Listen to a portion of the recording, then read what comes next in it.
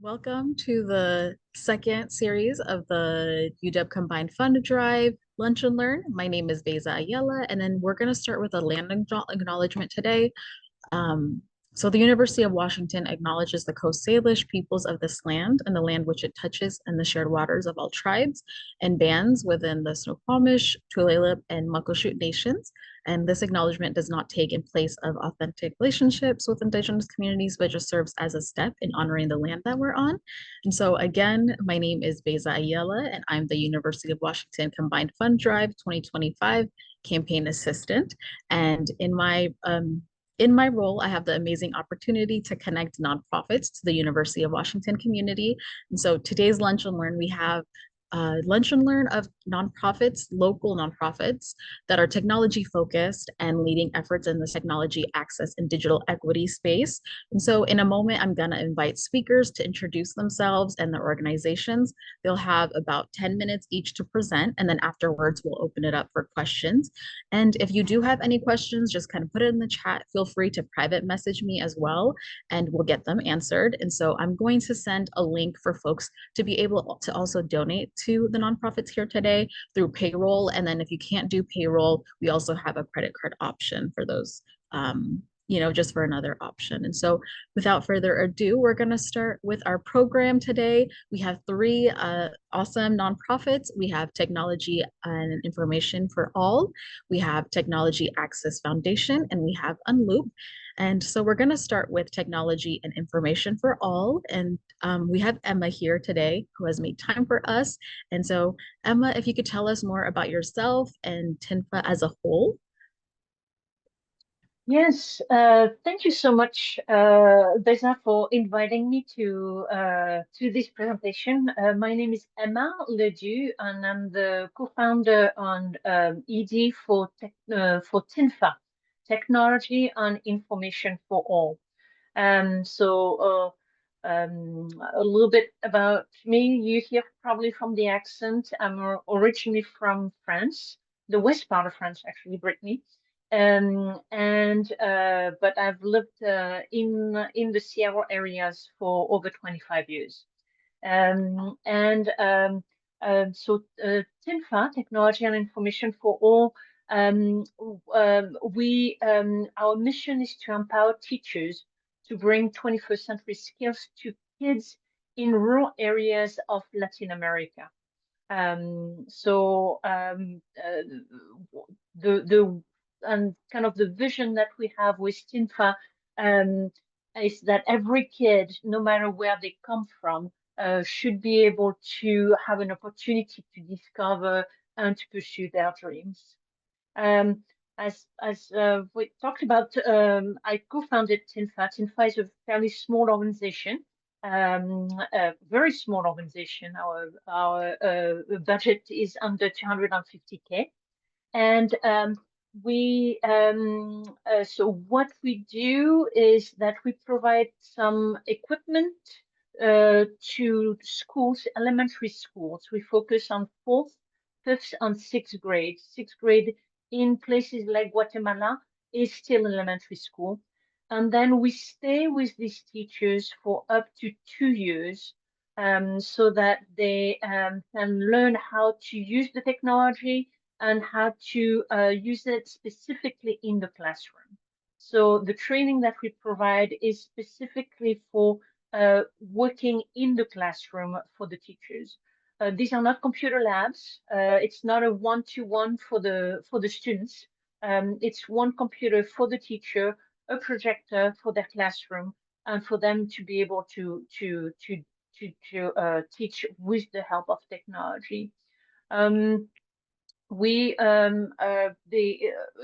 in places where there is no technology at all. So the only thing that teachers currently has is a whiteboard. We work with the school on providing the internet.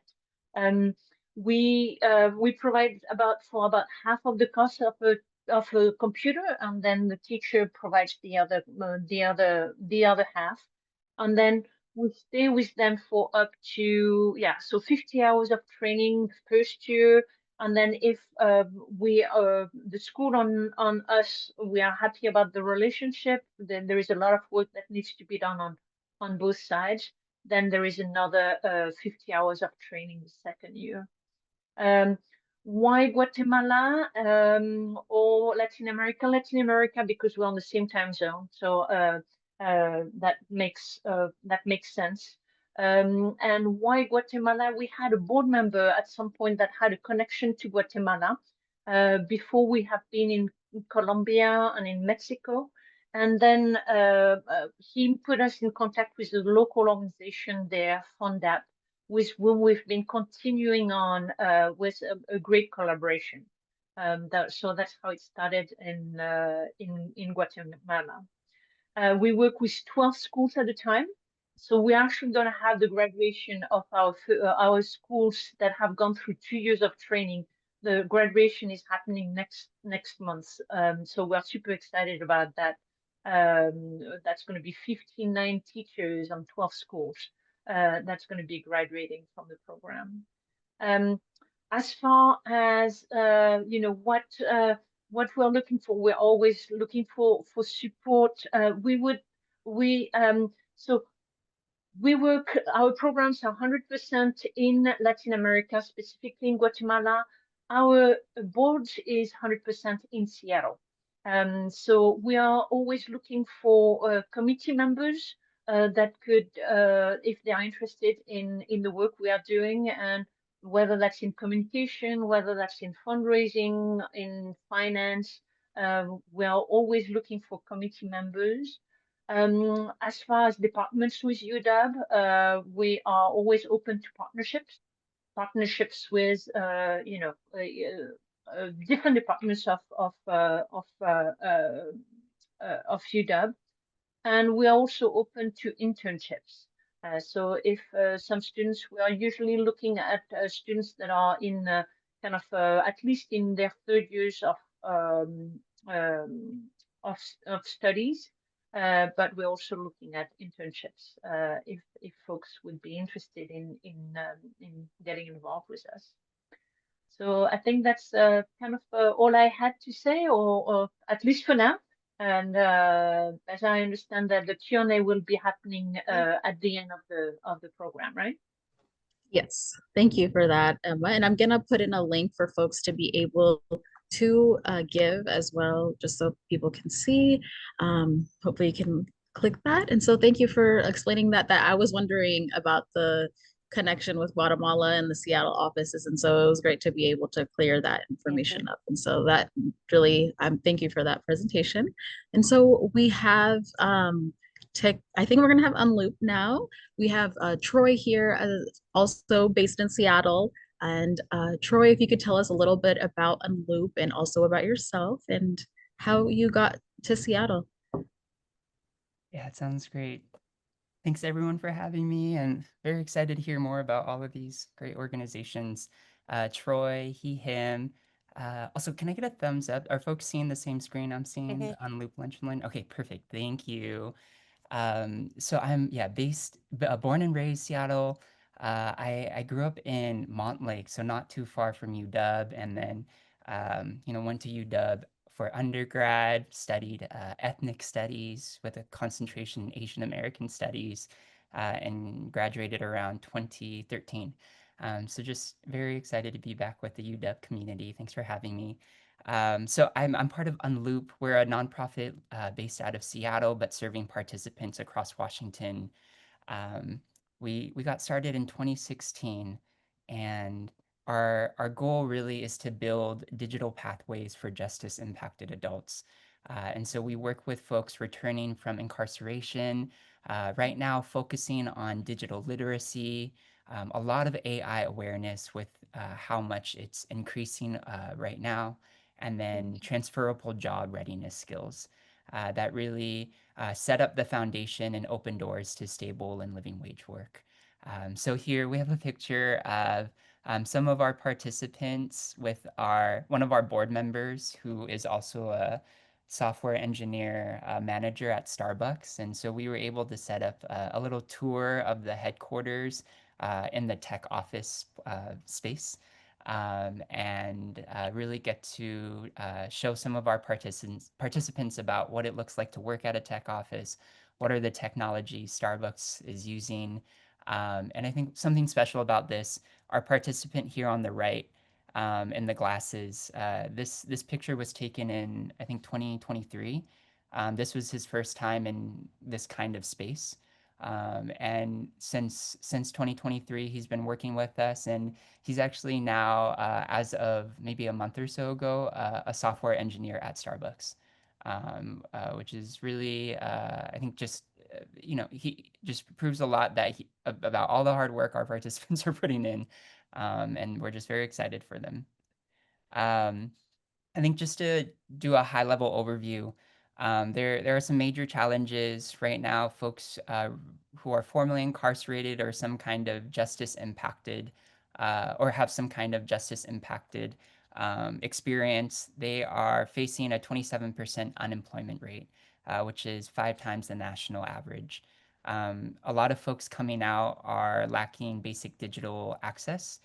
So not having computers, limited internet, and little to no confidence with modern tools. So we work with folks who have been inside anywhere between a few months to a year, all the way up to 20 years, or more than 20 years. So just imagine, where our technology was just even, pre-pandemic, right? From 2020 to 2025, so much has changed. So for folks coming, who have been down for quite a long time, there's a big gap.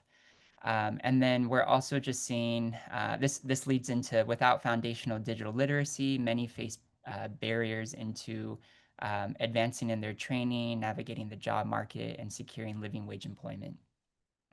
And so what we're seeing here at Unloop is employers need reliable, motivated workers who can really learn quickly and adapt to the constant technological changes that are always happening.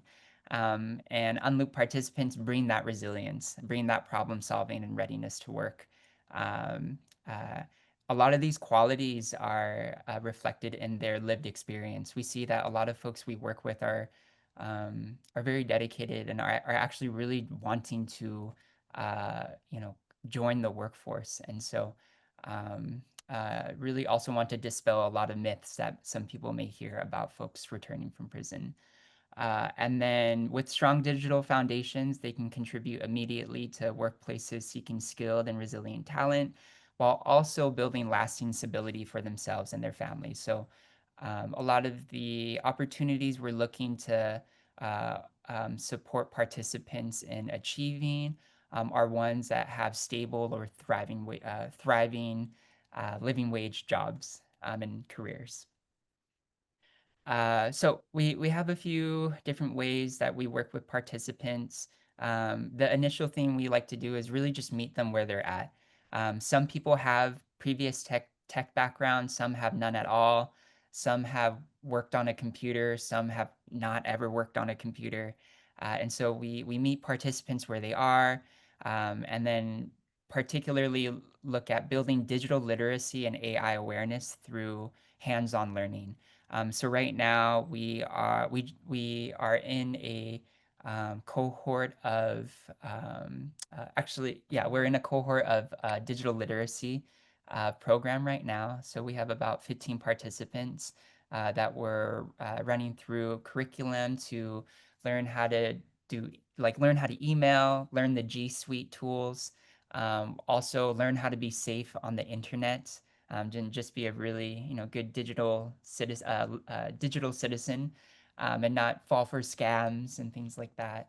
And then also introduce them to some AI tools, just very introduction based tools. And then previously, we've also ran software engineering cohorts. So this picture here is our last software engineering cohort. I think what's special about these cohorts we're running is we do it in partnership with one of our alums who we started working with, I think, 2018, 2019. And since working with us, he also has become a software engineer in the industry. But he's realized that one of his passions is actually to help teach. especially those who have lived experience similar to his. And so we've been able to hire him on as a partner, and take on cohorts that are all participants who are formerly incarcerated, and allow them to enter these programs free of cost. And then we're also able to provide things like machines or laptops for them to use during these programs. And then he really just helps them through this curriculum, as someone who's experienced similar backgrounds, a similar background. Um, we really see that this cohort-based model has been really beneficial for our participants. Just being able to work with other people that are in similar situations. They help each other really build each other's confidence. And so we try to do community gatherings as well, community voice sessions to hear their feedback, and things like tech tours where we go to different tech offices to really immerse in the industry. And then just overall support. We provide guidance to participants, and then some other material support as well. I think this is just a high-level overview of what supporting materially can look like for Unloop. A lot of the fundraising will go towards these different priorities. So laptops for participants. These are really important. I was able to drop by a work release house where one of our most recent, like, new participants just signed up for our digital literacy program, but she had no laptop to use. And so we were able to provide her a machine, and get her set up before the program started. And now she's reaching out to us to ask how we can help the rest of the women in her housing unit access this program. And she wants to help start a partnership between Unloop and her work release house, which I think is really amazing. We're also collecting fundraising for just overall participant support. So this goes to any needs that participants are in need of, or issues they're facing. So we've done things like support with emergency housing assistance, or I think the most recent one is someone was behind on their electricity bill, and we saw that it was a need, and they needed to have electricity, especially to conduct our program online. So we were able to get some emergency funds to them, and then they were able to get on a payment plan to make sure that their lights don't go out. And then other fundraising will go towards program expansion. Um, Yeah, just to wrap up, so right now we're funded through some grant funding, so we're really appreciative of the federal funding that we're receiving right now. But of course, similar to other nonprofits, this landscape is getting really difficult to navigate with the funding that's being reduced because of these different programs that are supporting marginalized communities. But we've been able to keep it going. And we really believe in this cohort-based model, and see just the type of impact through our participants and what they've been able to achieve. It's really their hard work and dedication that does a lot of this. We just see ourselves as helping facilitate some of those opportunities, but supporting Unloop will be supporting those participants directly. So that's really it. Thank you everyone for the time and just for having Unloop here today. This is my email. I can put it in the chat, and then this is a quick tiny URL that goes to our PayPal, which is /unloopdonate. And then we would love people to just subscribe to our newsletter. This is our website, and you can just put in your information, and we'll be sure to get you onto our list. So thank you all so much.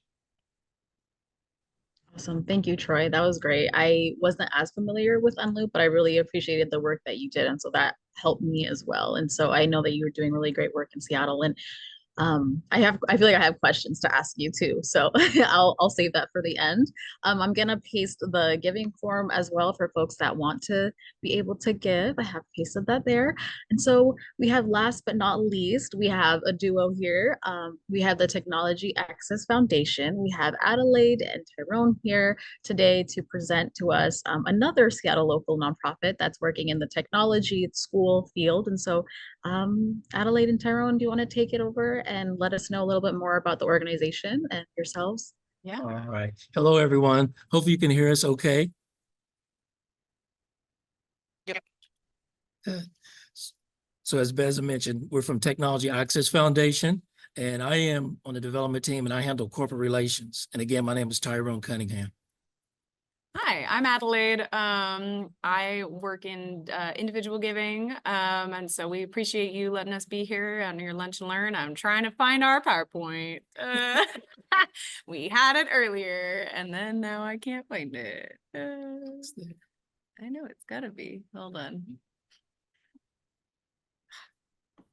That's not Totally it. okay. Look on that and then see if there's a tab. I don't think so. Hold on. While she's doing that, Right, while we're getting there. basically, I'll go over some initial information about TAF. We have a PowerPoint slide. It has about 12 slides in it. Hopefully we'll get through it. If not, then we can definitely answer questions afterwards. But TAF's been around for 29 years, and TAF was started by Trish Malines-Zizico, who was a software developer at Microsoft. And can you imagine back in the 80s, a Black woman working at Microsoft and being exposed to technology and facing all the challenges in corporate America being in technology. And Trish decided to leave Microsoft and start Technology Access Foundation to help kids of color learn about technology and expose them to career opportunities. So here we are today with a mission working with public schools to transform public schools that have been kind of overlooked, underserved, and what I call underestimated. So go to our history. Okay. Or go out mission, I guess. So here's an example of our mission, and I'll let you all take a look at this. But basically, when you look at our mission, think about a diverse student base that's been underestimated in the public school system and not have the benefits in public education when it leads to technology. Okay. And here's a graphic of our Our timeline. Thank you, Adelaide. And the key points here is going from after-school programs to having our own school, our own campus, and then eventually building relationships with public schools to merge our school into a public school.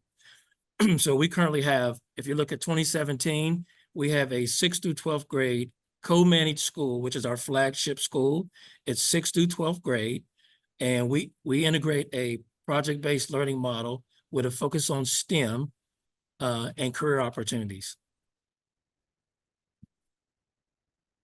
Through our partnerships and our other programs at TAF, this gives you an idea of the students that have been impacted since we began and to where we are right now. And this is a combination of our school partnerships, our program called the Martinez Fellowship, where we work with teachers that are getting their teaching certifications, and we help recruit teachers of color to help place them in the public school system. And I believe now we're at I want to say our 15th cohort of educators that we work with underneath the TAF umbrella and the districts that we're associated with through the Martinez Fellowship. And as I mentioned earlier, this is kind of a snapshot of our school and some of our programs under the TAF umbrella. The top left corner, again, is our 6th through 12th grade Taft-Asahi School.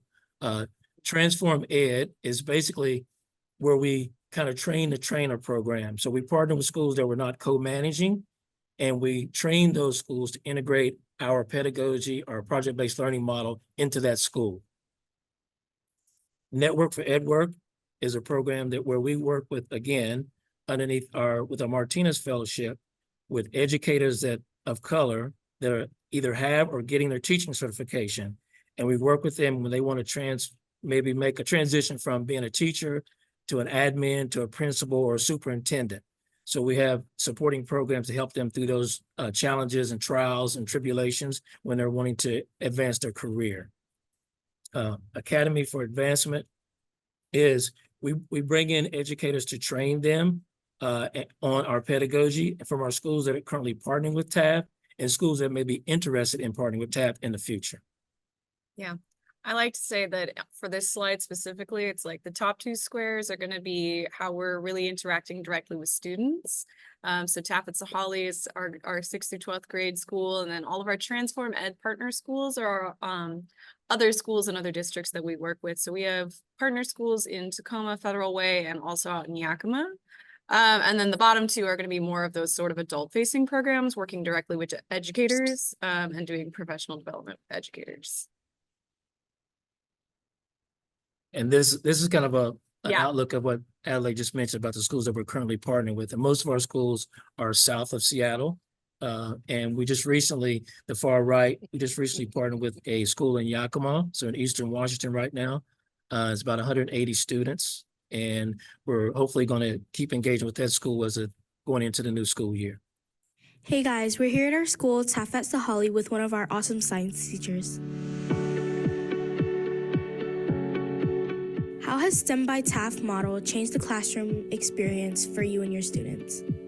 I think students are more engaged when they know that they're solving real world problems and contributing to things bigger than just our school.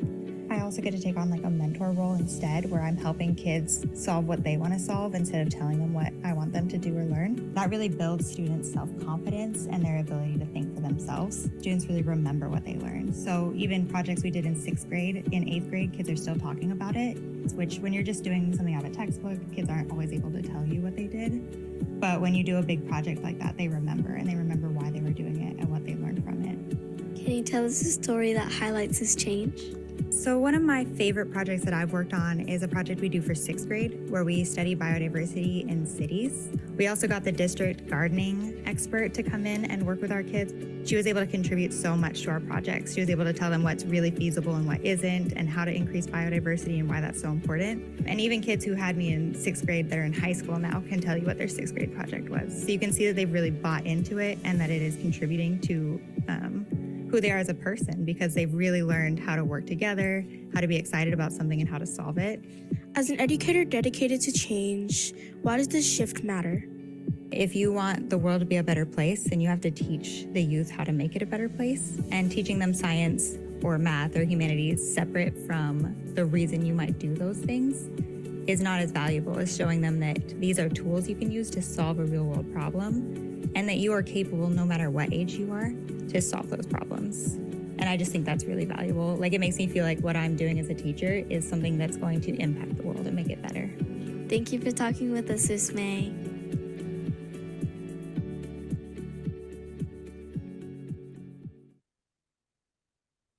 So a couple of things that I want to highlight in that video, in addition to the pedagogy and the project-based learning, is our kids' social and emotional support and building their confidence. So hopefully you saw that in the interview with the teacher, there are kids being able to ask those questions and be comfortable in that environment.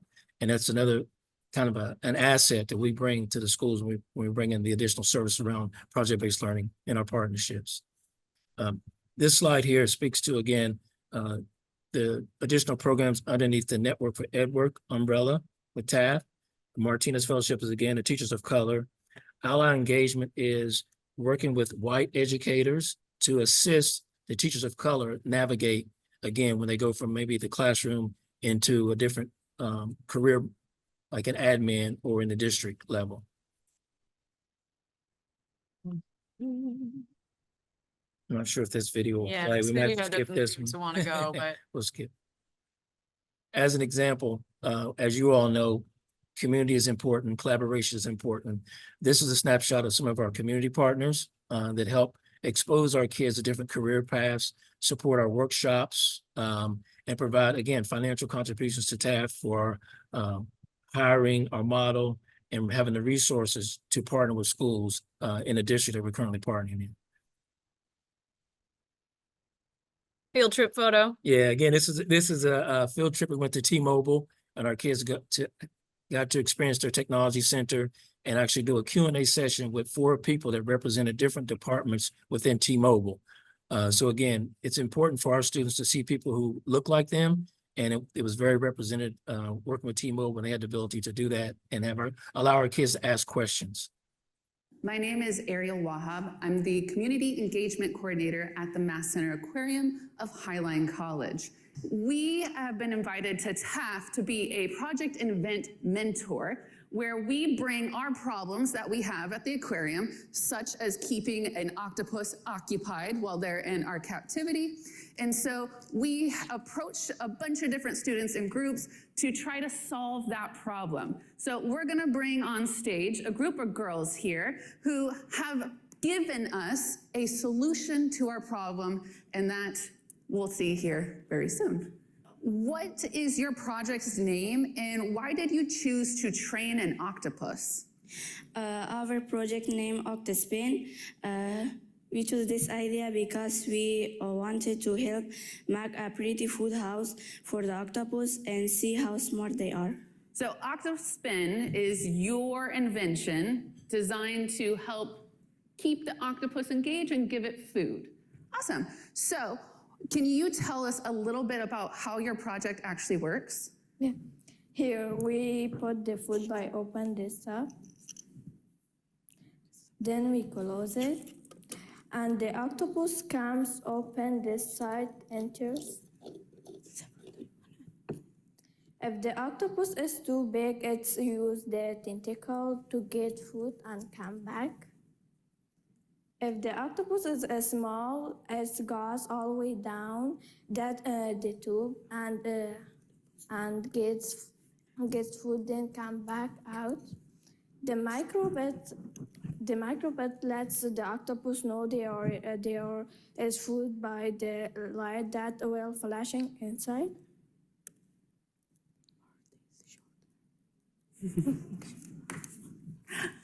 Awesome.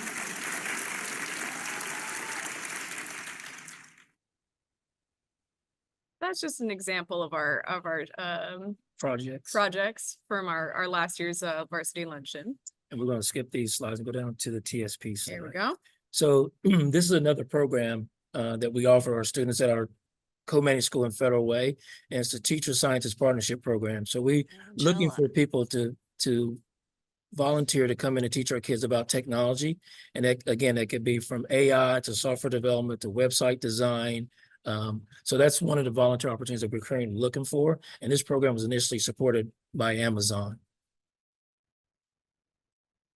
This Leave to Learn program is a fairly new program, and it's basically getting our kids to learn everything from, building their resume to interviewing skills to reaching out themselves for internships and building a network to support them. And we work on getting them off-campus experiences and also bringing workshops to teach our kids those skills. And as always, we're always looking for volunteers, guest speakers, and people to maybe allow our students to do job shadowing. So same thing. We have some upcoming things. You say talk about the Colombian beer and board game. Oh yeah, we've got if you want to come hang out with TAF staff, we've got an upcoming opportunity. It's the climbing beers and board games. It is at Momentum Indoor Climbing in Soto, November 12th, 6 through 10 p.m. And there's everything in the name. There's climbing, there's board games, there's beers. We have a raffle, so it's a good time. There's a board game basket, usually a climbing basket. It's a fun fundraiser. November 12th, Momentum Indoor Climbing. It's on our Technology Access Foundation socials. We're at techaccess.org. We know we ran over a little bit on time, so so thank you everybody for letting us talk about TAF. We already partner with UW with our Martinez Fellowship Program. Their education department is a place we partner with regularly to find Martinez Fellows. So we appreciate all that UW has already done for us, and of course those who are willing to donate to our cause. Awesome. That was great. I know that there was a partnership, but it's great to have this opportunity to be able to highlight you and see, be able to invite you here. And so let's see if I can highlight, I don't know, can I? All right. Sounds good. I'm gonna just add the folks that were invited here today. So we can we can start the Q&A portion. If folks have questions, you can put it in the chat, and I can also relay that to folks on the panel. And so I guess my question, my the beginning of the questions. So many of you work with the intersection, or maybe we can start with Jolyn, and then we can maybe let me start. So many of you work in the intersection of innovation and inclusion, and how do you balance that adopting new technologies and making sure like the tools remain accessible just because it's so fast paced, especially now? How do you to make it like equitable for the communities you serve? I see like Emma in the Guatemala, and then Troy with folks that, had been formerly incarcerated, and then Taft for the students. How are you able to kind of adopt that fast moving culture? And I guess if anyone wants to be first, I don't want to like call anyone out. So does anyone want to go first, or I can call someone? We can go. Okay. So part of something about being so tied into education is that we have a beautiful opportunity to kind of talk and have frank discussions with our kids about those sort of changing landscape in tech. So for instance, like what are the ethics around AI? You see in the news all the time about people using ChatGPT to cheat, and as much as that's a big concern for education, it's also like, well, but that's where technology is moving, is having this innovation in that space. And so we want our kids to be aware of that kind of technology and how it might impact their futures in sort of like what roles they're getting, what roles they might, the AI prompt engineer is like a whole career field that like nobody knew was going to be a thing. So I think part of it, how we address the sort of shifting landscape of tech, is continuing to expose our children to career pathways, like having our community partners at T-Mobile being able to talk about, well, this is a day in my life, and this is how I use these kinds of technologies. And then also just being able to like build into the school day, like, all right, we're going to talk about the ethics behind, AI and where it's going, and let them make their own informed decisions with their lives and their trajectories. You're on mute. You're on. Oh yeah, thank you. So I was gonna say yes, it's a lot of times it's information is what's Yeah. missing, and that like gap. It's like not knowing. Sometimes there's also being scared because you don't know too. And so thank you for answering that. And so does anyone want to take that question as well? Yeah, I Yeah. can share really Troy? quickly. Mhm. Yeah, I think maybe on our end, the only additions I can think of is just doing our best to open up discussions between like with our community. So that includes like participants, but then also employer partners and alumni, just to hear feedback from what's working and what's not working. So I think for Unloop, how that's looked in particular, kind of recently is historically we've focused only on training up software engineers to support people into software development tracks.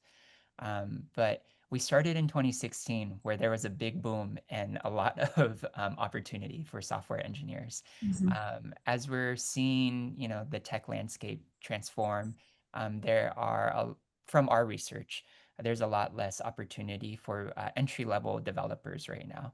And so we've been able to reach out to some like an alum who is now at Amazon as a hiring manager, and get his insight.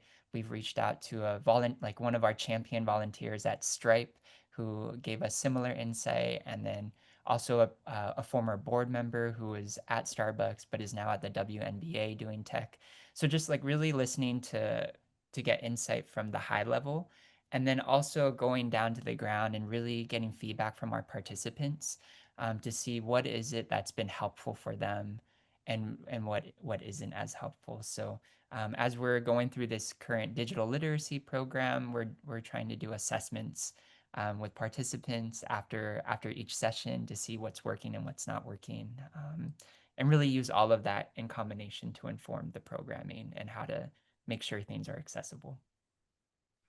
Yeah, it's it can be complicated, I'm sure, because I remember that boom when it's like everyone was like, tech is the place to be. And then now it's kind of like, oh, it's hard to Yeah, get in. It's like from some folks, if they're in, it's like layoffs and things like that. And layoffs so, and more yeah. layoffs. Yeah. Yeah. So it's very complicated. It's good to know, they're able to kind of have that connection with the alumni and just like folks that are in it still and that. So good that you have that the relationship building as well. And so, Emma, do you want to answer that question? So on the TINFA side, I guess we have integrated AI into the trainings that we do for the teachers, and obviously to prepare lessons, to do evaluations, all these things is something that unless our teachers in Guatemala have a computer, they are not able to use. So on our side, it's like, yes, you have these tools and they can be super helpful for you. Another thing that's actually huge for us is that because of now translation is so easy, our teachers have access to all information that's in all the languages, which again, for us and for teachers that are kind of isolated in rural Guatemala, that's a big deal. And as far as how do we include, like how do we handle inclusion, and how do we make sure that we are doing that for the people? We are lucky enough to have been on the ground now for several years, where we have a cohort of teachers that have graduated from our programs. And some of these teachers are exceptional teachers, and they stay with us wanting to provide feedback on the curriculum, on the types of things that are being taught to our new cohort. So having that pool of teachers that are so eager to learn and stay with us over the years is something that we find really helpful. That's amazing. I think the part of the language piece as well, it's something when working with international, you might, that's even something that we deal with here as well. And so it's great to be able to have that translation. And I think I'm sensing a model of like cohorts are like now, like, hey, I can help. Like I went through this program and I can help now. And so that's really great. And I think I'm like now maybe one of the students at TAF, they might turn up to be, a teacher that's like, hey, I was a student here at TAF. So I can see that happening too, the same as like TINFA and Unloop. And so, Jolyn, do you have a question as well? I had a question and then I got really caught up in listening to what y'all were saying, so now I've lost it. No, you're totally good. You're totally But good. actually, I do have, but I did think of a question. So, I loved hearing about all the work you're doing. I think technology, for better or for worse, right, is obviously in our lives and it impacts us all really differently. And we have to find ways to work with it and move forward with it.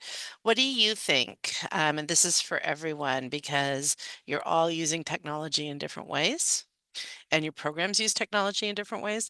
What do you think is both the biggest misconception that people might have about the audiences or the clients that you're working with? And like, what is the big, like, if you had one takeaway that you wanted us to know, like, what's your, like, like from TAF, like that octopus thing from TAF, y'all, like, I was, it was amazing. Like, and like solving real world problems is so like, practical. So, like, if there was something that you wanted people to like, if we were good to go and tell your story later, what are we telling folks? To that question, I think I'll go back to your first comment about perception, right? I think a lot of people think that students in public schools have access, right? And generally speaking, right?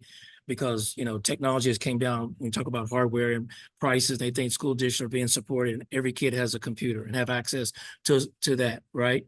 And we know that not to be true, right? There's definitely a separation as the work that we're doing, all of our nonprofits. So that's one thing.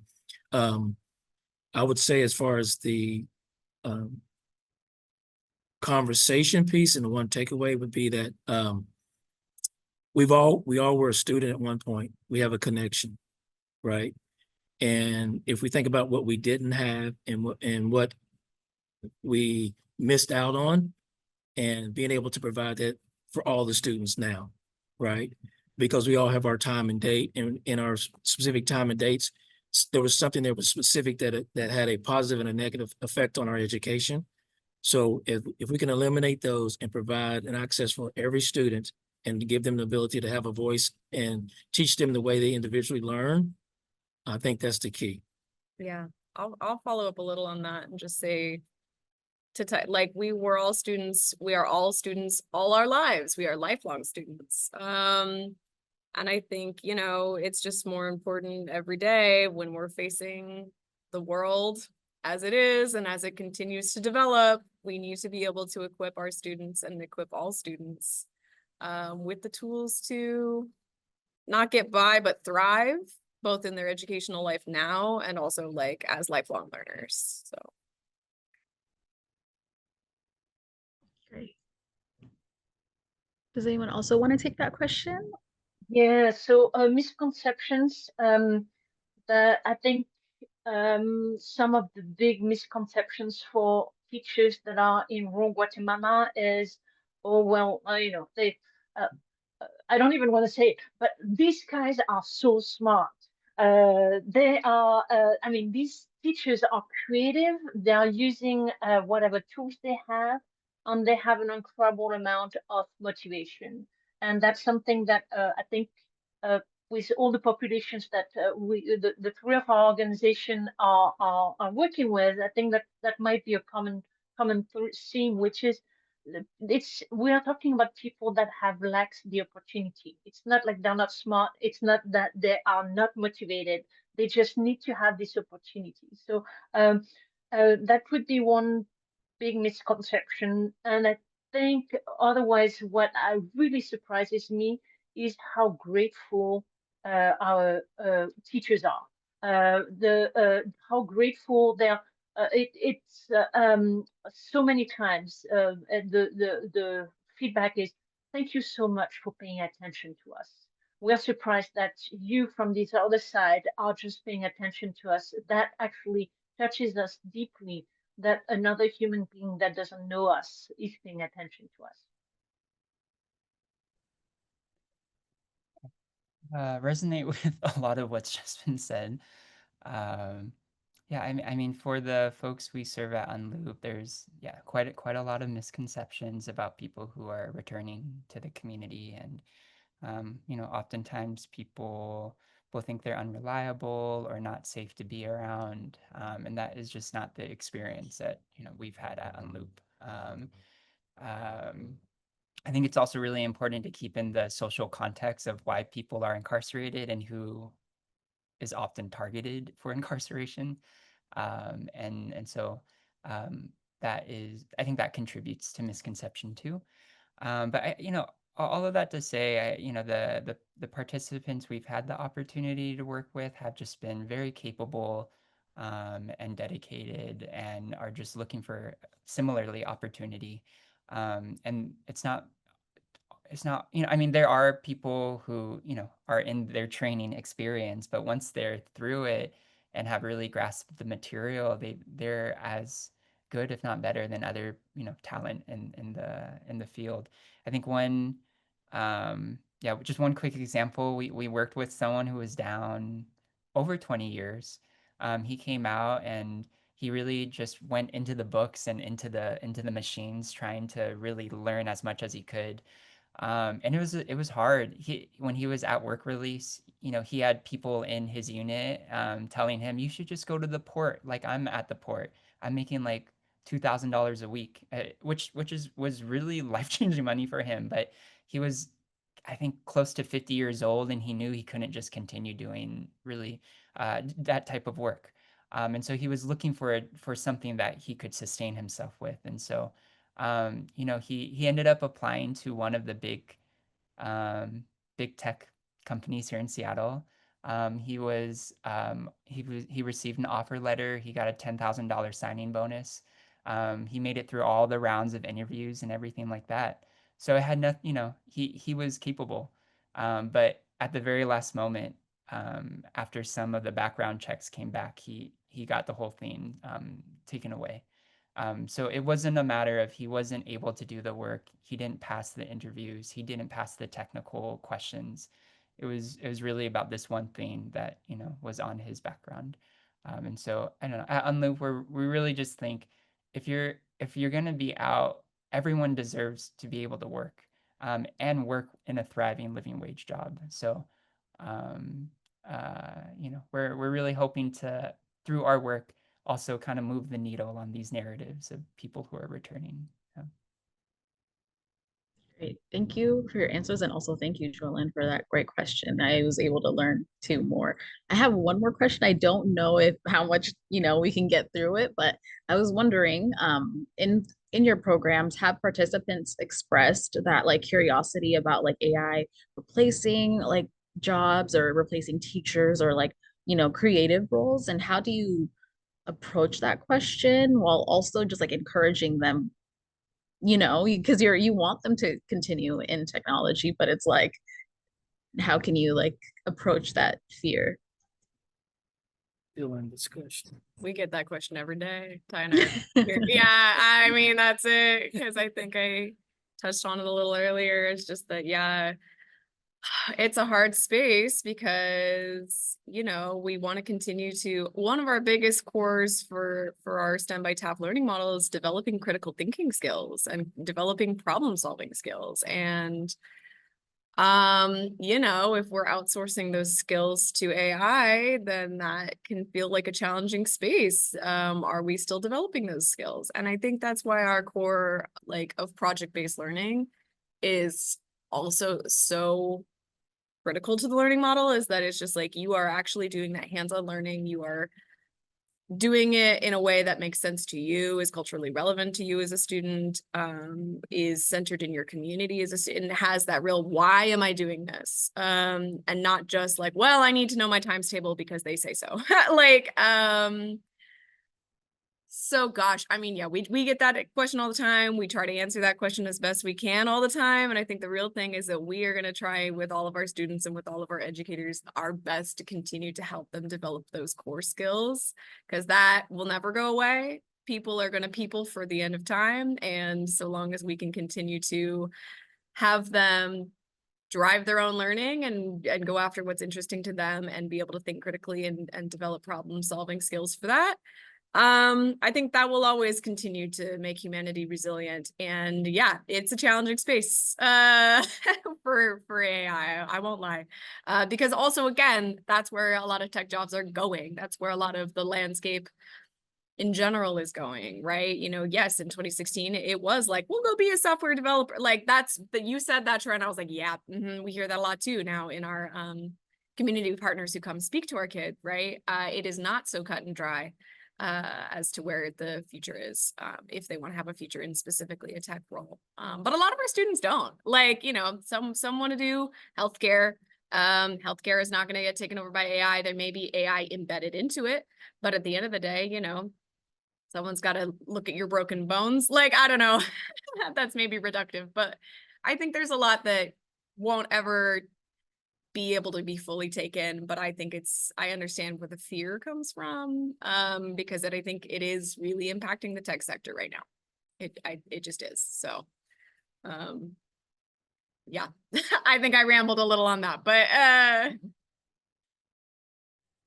I would say on our side, even before AI, the teachers, when we would come to a school, some of the teachers would really be like, this is like, oh, are you coming to us so that you can replace us? So even we've seen that, for the last 10 years. And I think, basically, we feel strongly that, whether that's the influence on the motivation of a kid, it's coming, number one, from their parents, and number two, from their teacher. It's not coming from a computer. That human connection is something that's actually really critical for that influence and for that motivation. So what we tell our teachers is that Well, you need to adapt to the tools that are available to you, but you are the centerpiece for these kids. You are the one that's going to make a difference. This is not, the computer is not going to make a difference. You are the one making the difference, and you need to learn these tools. And at this time, I don't feel like we need to change that narrative. I think it's still the case. Yeah, I'll be really quick because that cover what was just mentioned and what's in the comment right now. Our chat is the same, yeah, same approach we've been taking. I think the way we've been trying to adjust to it has been, so we've done the software engineering cohorts and the digital literacy cohorts. We're gonna now, I think for 2026, we're gonna start introducing some AI fluency programs. Um, uh, with the emphasis though that it's really critical thinking that is still needed. But we should still understand what tools there are and know how to use them. But really emphasize it's still the people to people that is needed. And that is what we've heard from partners that what they're hiring for. It's if there are people, who know the AI, it's good, but if you know how to think in systems and processes and know how to use the AI well, that will be kind of the edge too. So yeah, it's not a copy paste. Now we have it. Now we don't need to think kind of situation, but yeah, it is impacting a lot. So yeah. Yeah. Yeah. Thank you. I was curious too how like folks are, because I know we talk about it a lot, but I'm like, how are the tech companies or like the ones that are trying to like build people up? Like, how are they dealing with this? So I thank you so much. I'm gonna put in the giving form in the chat for everyone that's still here today. Thank you so much, Adelaide, Tyrone, Troy, Emma. Hopefully, folks leave here with some knowledge about local nonprofits, Seattle nonprofits. It's been really great to learn, and thanks for answering the questions as well. And thanks. We have a third series on November 18th, which is local arts and culture. And folks are putting in their email in the chat. So if you want to email them or look at their website, you can feel free to do so. And so thank you for joining us today, speakers, and also thank you for attendees for joining us today. I hope that we can see you again next time as well. And I really learned a lot. So happy, I guess happy. I'm like, have a great rest of your day. And so we'll see you another time as well. All right. Thank you, everyone. Thank you. Thank you. Thank you, Jillian. Thank you, Thank Beza. you, everyone. Nice meeting Bye. everyone. Nice All meeting right. Much. you. Appreciate the opportunity. Thank you. Of course.